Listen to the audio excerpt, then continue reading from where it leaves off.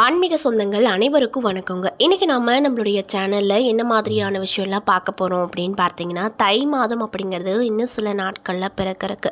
இந்த தை மாதத்தில் இந்த மேசராசியை சேர்ந்தவங்களுக்கு என்னென்ன விதமான நற்பலன்கள் கிடைக்க போகுது, என்னென்ன விஷயத்தில் நீங்கள் ரொம்ப கவனமாக இருக்கணும், என்னென்ன விஷயங்கள்லாம் நீங்கள் செய்யணும் செய்யக்கூடாது அப்படின்னு ஜோதிடத்தில் சொல்லியிருக்காங்க அப்படிங்கிறத பற்றி தான் நான் இந்த பதிவில் உங்கள்கிட்ட ஷேர் பண்ணிக்க போகிறேன்.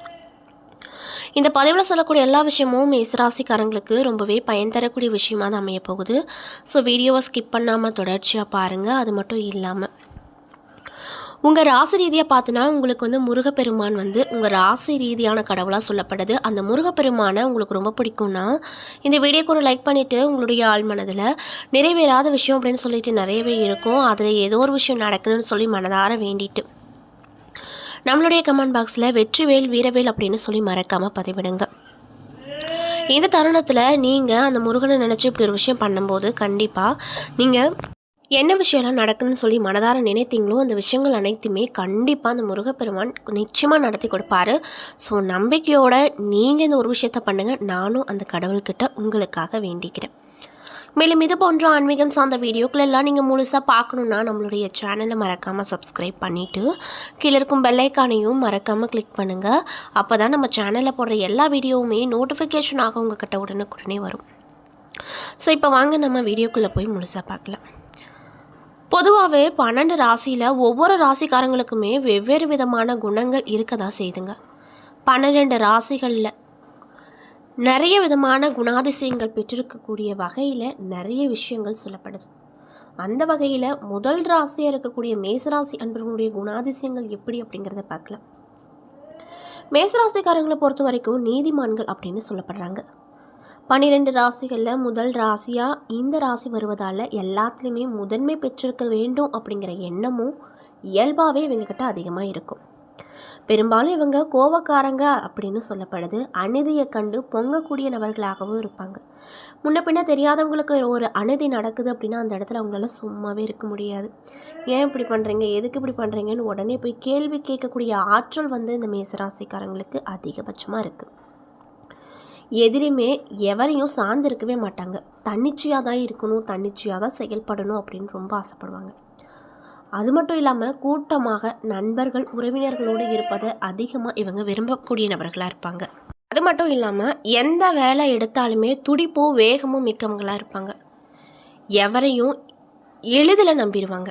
முன்ன பின்ன தெரியாதவங்களாக இருந்தாலும் ஒரு 5 நிமிஷம் பேசினாங்கன்னா அப்படின்னா அவங்கள ஃபுல்லாக நம்பி அவங்க வாழ்க்கையில் என்னென்ன விஷயம்லாம் இப்போ வரைக்கும் நடந்துகிட்ருக்கோ அந்த விஷயங்களை எல்லாத்தையும் இந்த மேசராசிக்காரங்க மற்றவங்ககிட்ட சொல்லிடுவாங்க. அந்தளவுக்கு ஈஸியாக எல்லாத்தையுமே நம்பிடுவாங்க. இதனாலேயே நிறைய பேர் இந்த மேசராசிக்காரங்களை ஏமாற்றிருப்பாங்க. ஏமாத்தினாலுமே அதையெல்லாம் ஒரு பொருட்டாக எடுத்துக்காமல் எப்பயும் போல் மற்றவங்க கிட்ட நல்லா பேசுகிற குணாதிசயங்கள் பெற்றவங்க தான் இந்த மேசராசிக்காரங்க. இதனாலேயே இவங்களுக்கு நட்பு வட்டாரம் ரொம்ப அதிகமாக இருக்கும். அது மட்டும் இல்லாமல் இவங்க ஒருத்தங்களை ரொம்ப நம்புகிறாங்க அப்படின்னா அவங்க ஏதாவது இவங்களுக்கு துரோகம் செஞ்சுட்டாங்க அப்படின்னா அதுக்கு பின்னாடி அவங்க பக்கம் தலை வச்சு கூட படுக்க மாட்டாங்க. மேசராசிக்காரங்களை பொறுத்த வரைக்கும் அவங்களுடைய பலவீனம் என்ன அப்படின்னு பார்த்தீங்கன்னா கோபம் தாங்க. தவற உணர்ந்துட்டாங்க அப்படின்னா வயதில் சின்ன பிள்ளைங்களாக இருந்தால் கூட உடனே மன்னிப்பு கேட்டு தயங்கவே மாட்டாங்க. உடனடியாக மன்னிப்பு கேட்டுருவாங்க. எல்லா விஷயத்துக்கும் டக்குன்னு கோவப்படுறனாலேயே இவங்க மற்ற விஷயத்தில் கோட்டை விட்டுருவாங்க. அது மட்டும் இல்லாமல் இவங்களால கொஞ்ச நேரம் கூட சும்மாவே இருக்க முடியாது. நீங்கள் மேசராசிக்காரங்களுக்கு ஒரு தண்டனை கொடுக்கணும் அப்படின்னா கொஞ்ச நேரம் சும்மா உட்காரு அப்படின்னாவே அதே அவங்களுக்கு பெரிய ஒரு தண்டனையாக இருக்கும். பேச்சாற்றல் ரொம்ப இவங்களுக்கு அதிகமாக இருக்கும். நகைச்சுவை உணர்வும் அதிகமாக இருக்கும். இதனால் நட்பு வட்டாரத்தில் நட்பு கூட்டங்களும் இவங்களுக்கு அதிகமாக இருக்கும். இவங்களுக்குன்னு ஒரு ஃபேன் பேஜ் கூட இருப்பாங்க. எந்த ஒரு விஷயமா இருந்தாலும் தீர்க்கமாக முடிவெடுப்பாங்க. அப்படி முடிவு எடுத்துட்டாங்கன்னா யார் என்ன சொன்னாலும் மாற்றிக்கவே மாட்டாங்க.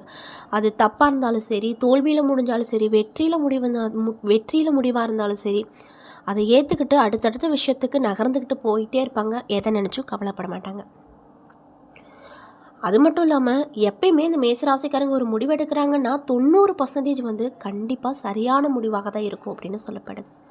மேலும் இந்த மேசராசிக்காரங்க தங்களுடைய வாழ்க்கையில் குறிப்பாக 28 வயசுக்கு மேலே படிப்படியாக முன்னுக்கு வந்துடுவாங்க. இவங்களுடைய மத்திய வயது அதாவது 45க்கு மேலே பெரும் சாதனையும் செஞ்சுருவாங்க. மேலும் இவங்களுடைய பலவீனம் முன் கோவம் தாங்க.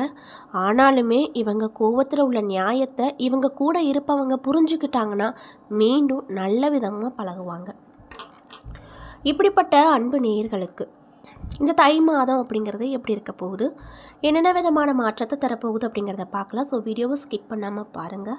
மேலும் மேச ராசிக்காரங்க வந்து இந்த பதிவை பார்க்குறீங்கன்னா நான் சொன்ன விஷயம் எல்லாம் மேட்சாக இருந்துச்சுன்னா நம்மளுடைய கமெண்ட் பாக்ஸில் உண்மை அப்படின்னு சொல்லி மறக்காமல் பதிவிடுங்க. ஸோ வாங்க இப்போ வீடியோக்குள்ளே போகலாம். மேசராசிக்காரங்களை பொறுத்த வரைக்கும் இந்த பிறக்கக்கூடிய தை மாதம் எப்படி இருக்க போகுது அப்படின்னு பார்த்தீங்கன்னா சாதகமான பலனை தரக்கூடிய காலகட்டமாக இருக்க போகுது. அதில் எந்த ஒரு மாற்று கருத்துகளும் இல்லை அப்படின்னு ஜோதிடத்தில் சொல்லப்பட்டிருக்கு. மாத தொடக்கத்தில் வந்து நிதி சார்ந்த செலவுகள் அப்படிங்கிறது ரொம்ப நிறையா இருக்கும். ஆனாலுமே வருமான ஆதாரங்கள் படிப்படியாக உருவாகும் மற்றும் பல ஆதாரங்கள் மூலமாக செல்வமும் நிச்சயமாக கிடைக்கும். வேலை செய்து கொண்டிருக்கக்கூடிய மேசராசி அன்பர்களுக்கு வேலை செய்ய இடத்துல உங்களுடைய மேல் அதிகாரிகளோடு நல்ல உறவை ஏற்படுத்த பாடுபட வேண்டும். வேலை உங்களுக்கு ஒரு நல்ல நேரமாக இருக்கும். தொழில் அதிபர்கள் குறிப்பாக நன்மை பாய்க்கும் நேரங்களை நிறையவே அனுபவிப்பீங்க. உங்களுடைய கடின உழைப்பு வெற்றியை தரக்கூடிய விதத்தில் இந்த தை மாதம் அமைஞ்சிருக்கு.